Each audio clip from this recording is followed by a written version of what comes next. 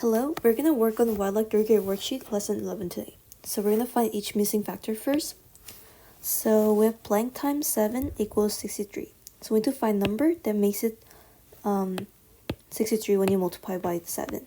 So we're going to just estimate any number, use any number first to find what you need more. So we'll use 5 times 7, which is 35. But we know that we need way more than this to make it 63. So we're going to subtract it to see. It's like this, and we're going to borrow one from 6, because 3 is less than 5, so it's going to be 13. 13 minus 5 is 8, and 5 minus 3 is 2, 28. So we know that we can make 28 with 7.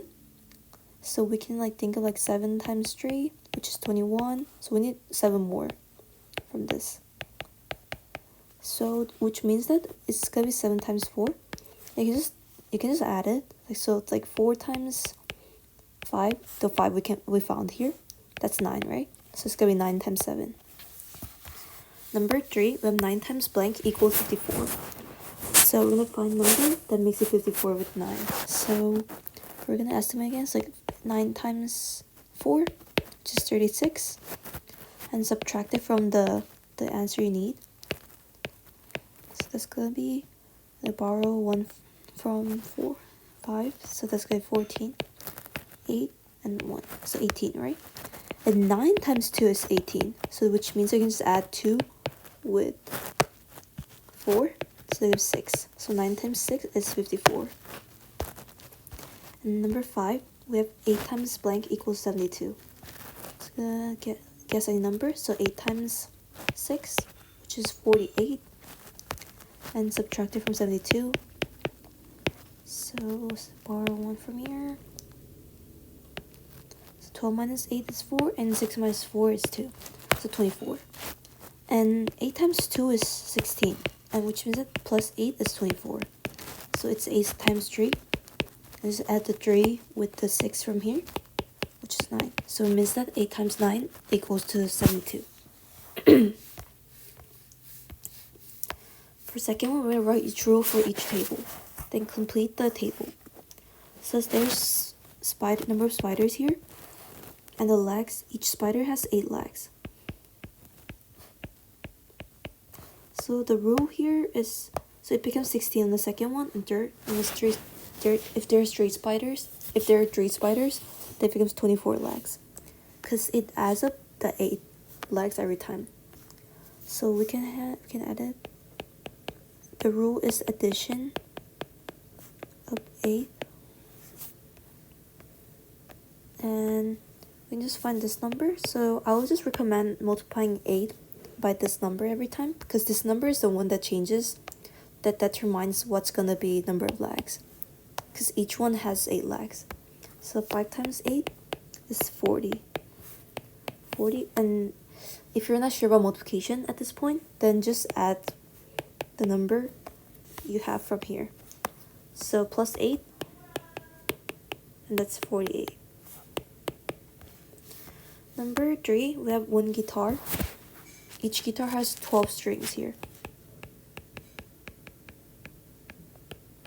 So we're gonna add 12 by each one. So we can just do this 12 times 5, because we have 5 guitars here. Oh, sorry, and I'll write the rule first. Addition of 12. So it's gonna be 60 when you multiply it. And so the other one,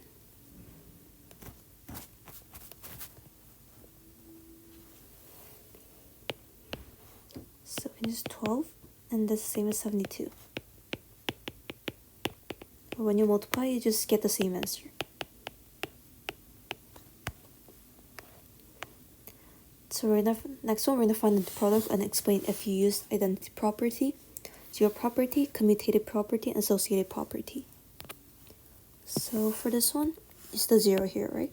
So whenever you multiply some number with 0, that means it's gonna be 0. Just anytime, for any number. It's 1 times 0 is 0, 12 times 0 is 0. So this is zero property. For number 2, we have 1 times 7. So this is gonna stay the same because when you multiply something with 1, it just stays the same as like your number here. It's like 1 times 12 is 12. 2 times 1 is 2. So like this. So this is the identity property.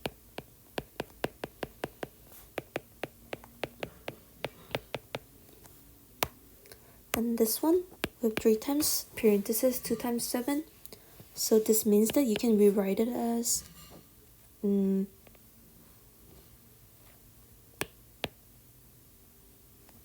this means you can rewrite it as 3 times 2 times 7. You can like change it, interchange it. So I'll say this. So this one is associated property. And even if you change the location of the parentheses like this, you still get the same answer.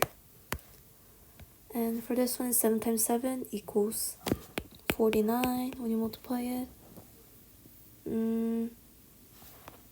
Seems like this should be commutative property.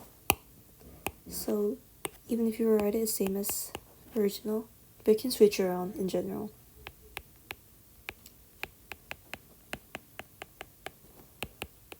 So for example, another case, you can write it as like, if it's like 6 times 3, then you can write it as 3 times 6, which is still the same thing. And good example because it's gonna be this one, 6 times 9, you can rewrite it as 9 times 6. So this is commutative property.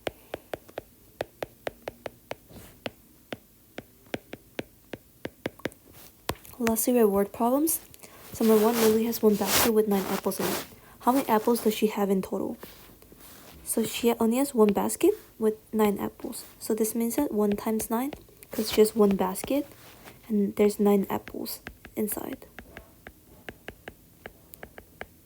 So this is 9. So she has 9 apples in total. Number 3, Emma has 3 bags, each with 4 marbles. How many marbles does she have if she counts 4 marbles in each of her 3 bags? So she has 3 bags, and each has 4 marbles. So this means that's 3 times 4, because there's 4 marbles in each bag, and there's 3 bags in total. This is going to be 12. And number 4, James has 2 groups of 3 toy cars, and each car has 5 stickers. How many stickers are there in total? So James has 2 groups of 3 toy cars, and each car has 5 stickers. So it's like this.